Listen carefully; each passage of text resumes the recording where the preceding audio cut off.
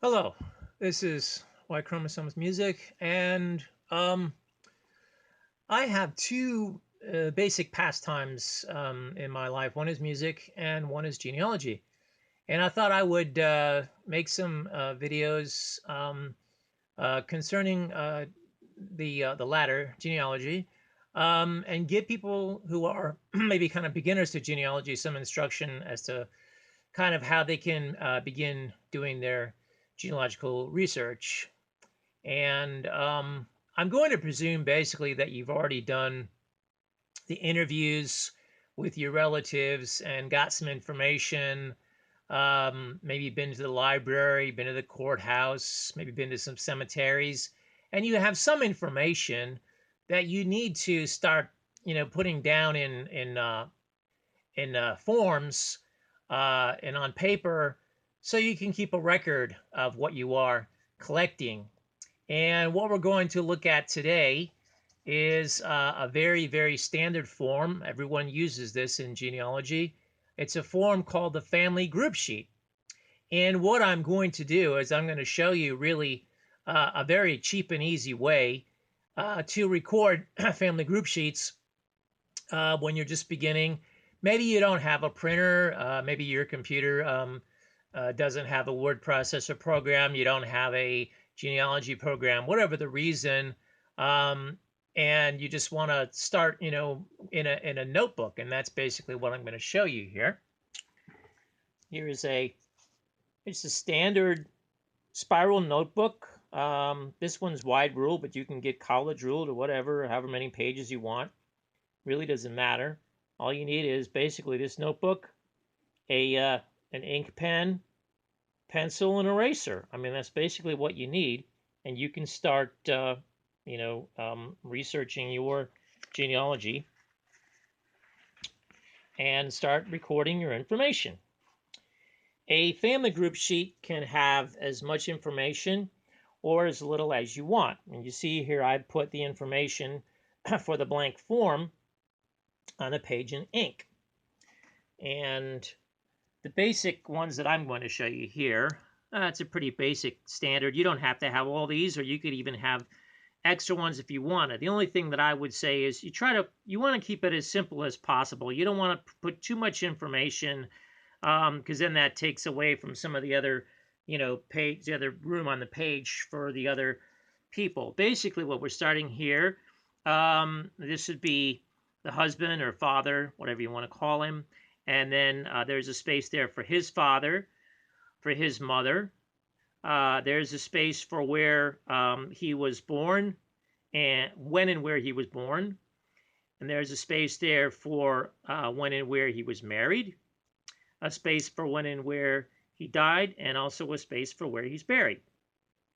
And then you go down here, and there's a space for his wife's name, her father's name, her mother's name, when and where she was born, when and where she died, and where she's buried.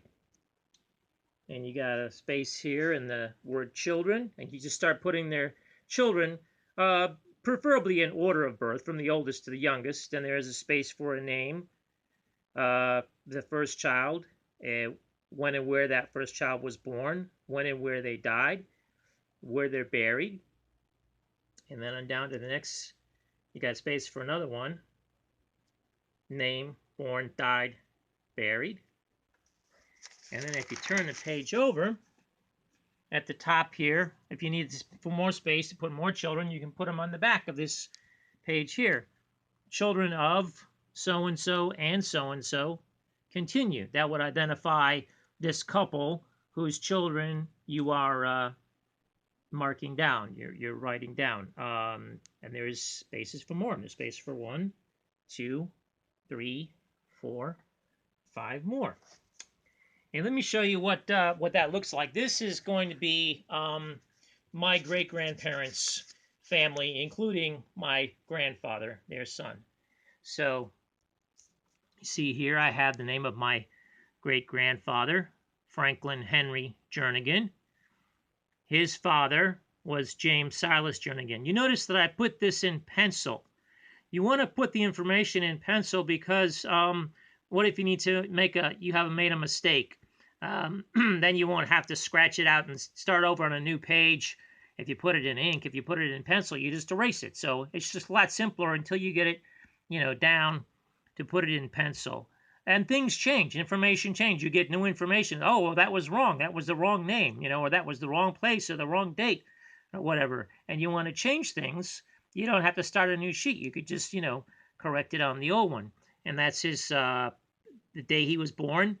And in genealogy, the professional way, recording dates is to record it like this, with the date being the first column, the first part of the information, and then the month in the 3-letter abbreviation, and then the year. And then you try to put as much information as you know. I don't exactly know where he was born. I just know that he was born in Marshall County, Alabama. And you want to save space, so you abbreviate the states as much as possible. And I know they were married from a Bible record, 21st April 1901, but I don't know where. The location is not mentioned in the Bible record, so I just put location unknown because I have no idea where. It could have been in Alabama, maybe Oklahoma on a visit there or something. I don't know. So I just put location unknown. And this is where he died. I mean, when and where he died. 28 July 1967 in Birmingham, Jefferson County, Alabama. You want to be complete with your information. You want to make sure that if you know this city or town or village, that you put that, and then you put the county, and then the state, as long as there's room for that there. And we'll get to some of that later here. You'll see he's buried in Marvin's Chapel Cemetery. You want to put the full name of cemeteries, because there might be cemeteries that have a similar name, and you might get confused and say, well, which one is that?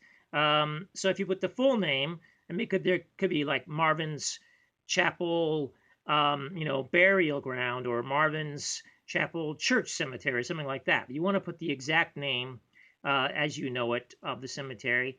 And this is Pinson, Alabama. Pinson is the town where Marvin's Chapel Cemetery is located. And you notice that Pinson is in Jefferson County, Alabama, but I don't have room to put Jefferson County, Alabama. And I'm trying to be neat. I don't want to abbreviate counties because that confuses people. Because somebody else looks at this later on, they might be confused. Did you mean Jefferson County? Which county is it? So you want to try to be as complete as possible. And we'll get to this in a while. I'll tell you what you do in the case when you don't have enough room to put all the information. And we go down here, and here's my great-grandmother, his wife. She was Ella Mae Lindsay. Her father was William Joseph Lindsay. Her mother was Margaret Ada Trucks. And Ella Mae Lindsay was born 31st August 1883 in Alabama. I don't even know what county she was born in. Maybe she was born in Bibb County. Maybe she was born in Jefferson County. I just don't know. And I know that she died 24 November 1915, somewhere in Jefferson County, Alabama. But again, I don't know exactly where. And she's also buried at Marvin's Chapel Cemetery, Pinson, Alabama. And this is their children in order. Their firstborn was their son, Herbert Joseph Jernigan.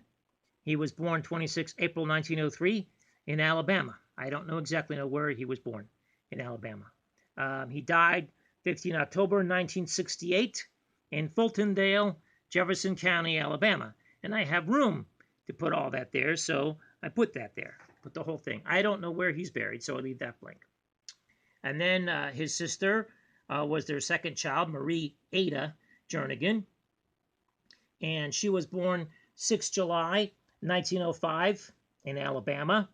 She died 25 May 2001 in Largo, Pinellas County, Florida. And I don't know exactly where she's buried. And then they had more children, so then we go to this page. And at the top, I filled it in. Children of, I just abbreviate F.H. Jernigan. It stands for Franklin Henry Jernigan. And Ella May Lindsay, E.M. Lindsay. And I just abbreviate to save space. And then I say continued. So you know that's the children continued. On down to the next one. This is their third child, Ruby Blanche Jernigan. And their fourth child, this is my grandfather, Frankie William Jernigan. He was born 14 February 1909 in Irondale, Jefferson County, Alabama. And he died 9 November 1982 in Bessemer, Jefferson County, Alabama. And he is buried at Jefferson Memorial Gardens East in Trussville, Alabama. And then, you see, I don't have room to put Trussville, Jefferson County, Alabama. That would be too long. I couldn't fit it in there. Then his sister Susan Jane and her information. And then his brother Ralph Jernigan and his information. And then the youngest of the children of Franklin Henry Jernigan and Ella May Lindsay was their daughter Margaret Jernigan. Okay? Now, I had some information here that I didn't really know. I didn't have room to put everything in there. I've got Marvin's Chapel Cemetery, Pinson, Alabama. And I've got, let's see. Yeah, I've got Oakwood Memorial Gardens for Ruby. Ruby was buried in Oakwood Memorial Gardens in Gardendale, Alabama.